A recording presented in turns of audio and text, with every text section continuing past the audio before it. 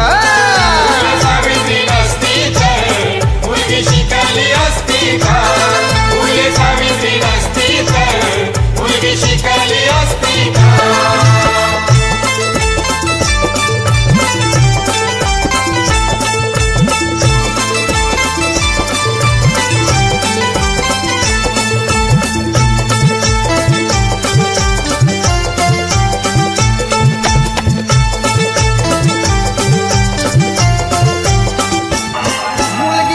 बाहेर पडली तर पातक घडायचा, मुलगी शाळेत गेली तर तेव्हा धर्म बुडायचा.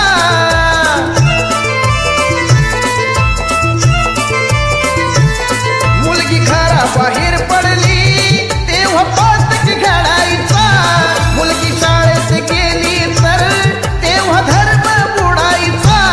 फक्त चूल आणि मूल हे विसरली असती का? फक्त चूल आणि मूल हे विसरली असती का?